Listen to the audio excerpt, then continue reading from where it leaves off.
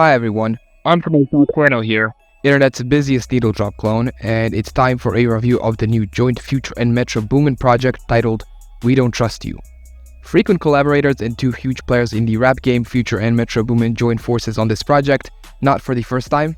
I am well aware I am a good 4 months late to this, at the very least, but I had really nothing to add to the discussion when it originally dropped. Hell, I'm sure a lot of you will think that I'm still not adding anything to the conversation, but as this has been my most streamed album of the year by far, and this is kind of the lane I'd like to take this channel down, it just makes sense to cover this. With 17 songs and a runtime of just under an hour, the album does give us a lot of content to work with. Of course, it was followed by We Still Don't Trust You, which I will not speak about on this video. It did some great numbers too, as it debuted at number 1 on the Billboard 200 charts and sold over 250,000 units in its opening week. This shouldn't be too surprising considering the demand for the kind of rap/trap music that Future does provide, especially because every time that Future and Metro seem to cross paths, it makes for some really good music. Off the top of my head, Superhero, Too Many Nights, Low Life, Mask Off. Anyways, that was the background of this album very briefly. Now let's cover the actual content of it. The opener of the same name as the album, We Don't Trust You, works very well as an opener. The production feels very trancey, which is kind of the vibe that this entire album does go for. The intro feels quite grand too, as so does the closing segment of the track. It's got a sample that comes from the Undisputed Truth's 1971 song titled Smiling Faces Sometimes, which works in the song's favor. The chorus, although somewhat repetitive, is still memorable and catchy, honing in on the entire idea of the album. The main issue I have with this track is how boring the middle segment of it is. Future's flow isn't very inspired or interesting. The rhyme schemes aren't really anything to write home about.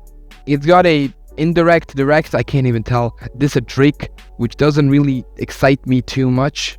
Again, you cannot come into a Future song expecting any insane lyricism and hidden meaning, but you also didn't get any.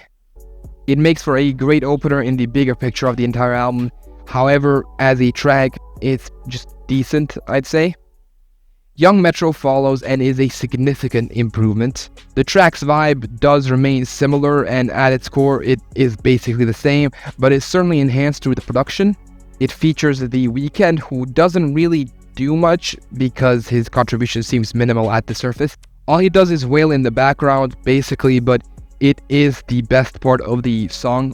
Future also delivers big time on this one, as his flow is a lot more interesting and nowhere near as stale. Metro Boomin also does his own job, as the mixing is fantastic, the ambient is cinematic, epic, sometimes even over the top, I'd say. All of it works in the favor of the track, making it, in my opinion, the best track on the entire album. Then comes Ice Attack, which highlights a lot of issues I have when it comes to the album. It's not quite a trap, energetic banger, but it isn't a moody, trance, atmospheric experience either. Instead, it chooses to hang out in this pocket in between of extreme mediocrity. It's one of the many tracks on this album that is just decent, doesn't leave much of an impression after, it is just okay. I will say, however, the first minute of this track is straight up awful. Luckily, there is a beat switch that saves the song about a minute in, I believe. It does transition, however, nicely to our next track, Type Shit, with Travis Scott and Playboi Carti. Not a huge fan of the instrumental on this one, but I bring that up first because it's the only real proper issue I have with the track. If you listen to it enough times, I promise the bells start getting very annoying very quickly. Thankfully, the rest of the track is very good. It's the first, I'd say, heavy hit trap banger of the entire album. Future shows up heavy, Travis Scott style oozes from his verse, and Playboi Carti is, he's Playboi Carti. It's difficult for me to criticize Playboi Carti because I knew what I was getting into. That just goes for every track he's made or that he's appeared on. Anytime his name is linked to something, I know what I'm gonna get, so it makes it a little difficult for me to be upset about it because I should have known better. It doesn't really speak on any big issues. This track doesn't speak on climate change, racism, or anything important, but it is still a good trappy banger and one of the highlights of the album. What follows then is Claustrophobic, which I'd argue is the weakest track on the entire album. I mean, it's certainly up there, or down there, depends on how you want to look at it. The song is very repetitive, Future's flow is very mid and again uninspired, a word that I think I'll be using a lot during this entire thing. The mixing on the chorus is good, and I think that's about it, really. And I think if they just made this song a little shorter, it'd be much better. Mostly because it'd be over much quicker. Then we have the big one, Like That, featuring Kendrick Lamar. I'm not gonna be a contrarian here, there's really nothing necessarily bad about this song. Future's performance during this song is probably his best on the entire album, which is a shame because it's massively overlooked because Kendrick also snaps. And you didn't really need me to tell you that Kendrick's verse was good, because you've certainly heard it, and you've certainly enjoyed it to at least some extent. His verse excited most people because it dissed Drake and J. Cole, but I kind of think that's pretty lame considering that the verse is fantastic on its own accord. This may sound like a shot at Future or Metro, but Kendrick's verse on this is the best part on the entire record, I'd say, which doesn't really, how do I say it, offend Metro or Future. It's not really an attack on them considering that his verse would be the best on most rap albums in recent times. Speaking of Metro, he also held no prisoners as this beat went off all the way. It's certainly, out of the entire Drake and J. Cole and Kendrick beef, by far the best one.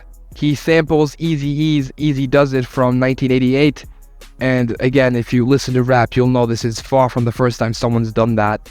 Kanye and The Game have done it, so is Logic, and Logic I'd still say it has done it the best, Kill Me. Certainly a highlight for this album. I don't have a single problem with people saying it's the best track on the album. I certainly see that. Would I agree with it? No, but I understand the vision and I don't really see a reason to get upset about it either. After that, we have Slimed In, which is really polarizing for me. It begins with some Young Thug yapping before it's quickly handed over to Future, who delivers another very mid, uninspired, bland, boring verse as he rhymes the same words multiple times over. The lyricism isn't P-Pab either, as it's just Future saying that he doesn't pull out, which I believe considering how many kids he does have. I will give him pointers for staying true and being honest about his entire, lyrics and persona. You can't be upset at him for that. I'd say Metro is probably the savior of this track. The instrumental carries a lot of hard bass on it, which makes it sound a lot harder and intense than it is. Near the end of the track, he does layer Future's verse a little bit, which is, a nice touch, certainly. Again, a very mid-average track, really lacking that banger quality that we expected. Then we have Magic Don Juan, I don't know how to say it, and it doesn't start very well. It starts off quite poorly, actually. Futures continues having a very stiff flow, although I'd still say it's much better than what we had on Slimed In. Metro again delivers a really hardcore beat that's dark, but still manages to maintain the same vibe as the majority of the album has. About 2 minutes in or so, we do get a beat switch, and it's basically an entirely different and much better song. Future seems to be waking up from his nap and actually does his thing much better on this second part of the track. This is one of the many, many tracks that, again, lays in the pocket of average to solid. I don't think that's a controversial opinion. Cinderella follows with a feature from Travis Scott, and it's certainly another atmospheric track. It relies heavily on its ambience, and of course Future rides the beat very well. When Travis comes in, he does the same. It certainly has a lot of replay value and has a certain feel to it that makes it unique. It really does stand out from most tracks on the record. There is a flow pattern which is maintained throughout, which keeps it solid, keeps it entertaining, and it keeps your attention all the way through. Apart from the bonus track at the end of the entire record, it is the shortest track, and although I enjoyed it and wished I heard more of it, it probably made more sense to end it there rather than try and force another verse in there that doesn't really fit.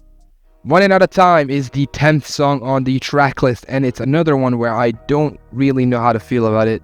If you listen to the album that followed, We Still Don't Trust You, I think you'll understand why I believe this would fit a lot better there rather than here. Future attempts to sing rather than rap, and although Metro tries to mix it and save Pluto, it doesn't really function.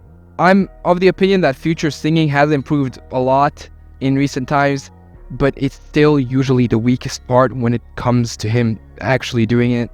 This is an attempt at a more emotional song speaking on a relationship, his distrust, XYZ. Again, you have to appreciate and commend the attempt to speak on something bigger, but it doesn't function very well. Once more, another very average track. Pride, parentheses, Shia Vibe is next in line, and is quite a change from the mood that the album has conveyed so far. This one has a much more, fun energy to it, talking about this girl being a vibe. The instrumental complements it pretty well. It's fun, it's enjoyable, but apart from that, it doesn't offer anything else. I know most people were looking for a trap hardcore banger, but I still think this is a very fun, enjoyable track. Wouldn't mind hearing more of this kind of stuff from Future. Again, something that comfortably could have fit on the We Still Don't Trust You album, but again, I see why it has a place here.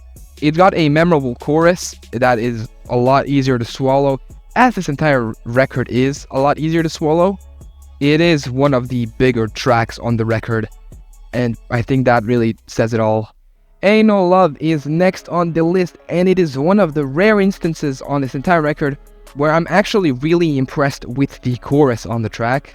The verses are fine, I don't think they're anything bad, I think they're completely acceptable, but I look at the chorus as the obvious main appeal of the song. The instrumental, although good, is far from Metro's best ever work. The mixing on the chorus, however, is fantastic. It's a big part of what makes the song so good. The ending of the track, the outro, gives us a little bit of breathing room too, which I think is nice. Most tracks on this record don't do that. It kind of serves as like the replacement of an interlude. It fades into Everyday Hustle with a surprising appearance from Rick Ross. This is another true rap, hip-hop highlight for this album, as both Future and Rick Ross deliver very enjoyable verses. Ross does a surprisingly good job, even though I do think his verse was cut a little short when he was really starting to get into it. Metro doesn't miss with his samples. It's proven here once again as he samples I'll Wait For You by Alfreda Brockington, if I said that correctly. And again, like most samples on this record do, it is really good.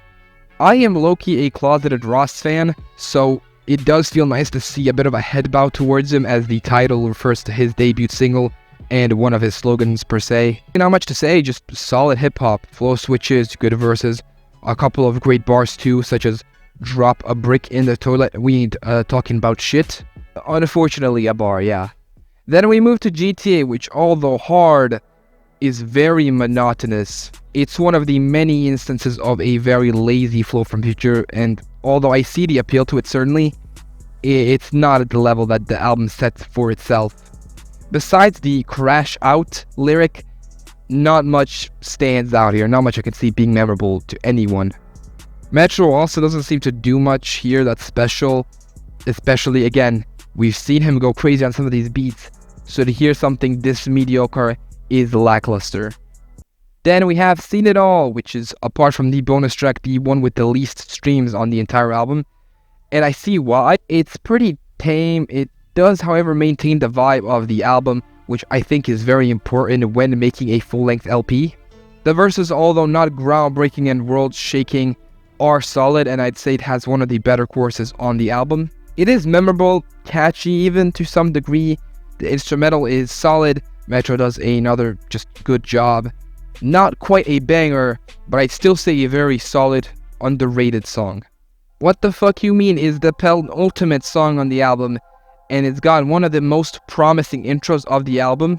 When I first heard this, I thought we were about to get something absolutely crazy. I thought it was just about to go nuts for the outro. And then it just devolves into a very average flow and very mid lyrics. I think this song on its own is fine, but I got really offended with how good the intro was and how bad the actual verse was. It really struck to a nerve very clearly, as you can hear. Apart from that disappointment, the ad-libs sound like Cardi, but if he went through puberty, or if you pitched his vocals down by quite a bit. The beat is kind of sneakily good if you rewind the track a couple of times. Just a shame that Future doesn't happen to do much. I couldn't help but wonder what would happen if you had like 21 Savage involved on this or on GTA. I think he would have added something. There are moments of promise during this track, but overall it's just not very good. It's also super exhausting. It is the longest track on the entire record by some amount. Almost 5 full fucking minutes. I don't mind songs that are long, but for me you have to fill it with something, and this one has no business being this long, like, at all. It also feels long. When you can feel a song being long, after like 3.5 minutes, you start looking at how long you've got left. You start looking over at the time bar. The outro of this song serves as an outro of the entire album because all we have left is the bonus track, which I will also be critical about. But although it is good, I've still got the sour taste on my tongue from what they just put me through. And at last, we have Where My Twin At, the bonus track. Bonus or not, I'm gonna review it the same. And actually, I kind of like this track quite a bit. I think it is very solid. It's short. It's the shortest track by a mile, like 2 minutes. It's fun. It's got a little theme to it. It's very clearly speaking about Young Thug and his trial, which is still ongoing, I believe. Future does a little bit of sing rapping. It does have a bit of a pop rap style, if I dare say so myself. Metro's beat is a lot more melodic, a lot more slow. It doesn't go as hard, and it doesn't really need to. I do appreciate that they do take a whole song, the whole 2 minutes to speak on Young Thug, because after a very hard album that This Is Drake, it just is nice to wrap it up with some bit of loyalty, with some bit of friendship, with some bit of sunshine and rainbows. Good stuff. This album gets overshadowed massively by all the Drake, Kendrick, and Drake and everyone beef. But again, I don't think that's very fair. I understand I was very critical of this album, but Metro and Future deliver some serious bangers here, and I don't like that getting overlooked. At its worst, this album is a little stale, boring, and average, but at its best, it is really incredible. Whether it's the hard hip-hop, rap, trap songs such as Like That or Type Shit, or the ambient, atmospheric, cinematic, dimension-warping songs like Young Metro and Cinderella, this album has a lot to offer. It has some serious hits on it too. There's a lot of range, I'd say, on this album, much more than I think we usually see from either Future or Metro. I do want to give it a score. However, I don't want to be Anthony Fantano, so instead of doing the light, decent, strong number scores, I'm just going to give it like a point score. I feel like that makes sense. With all that being said, I am feeling an 8.2 to an 8.3 on this album. Transition. I hope you enjoyed me doing something a little different here. If you did, leave a like. If not, let me know in the comments below. You're free to yell at me about how I'm hating and or glazing, depending on how you feel. Just remember, this is not an opinion. This is a fact. I am right. You are wrong. Subscribe. Bosnian national team content set to drop eventually.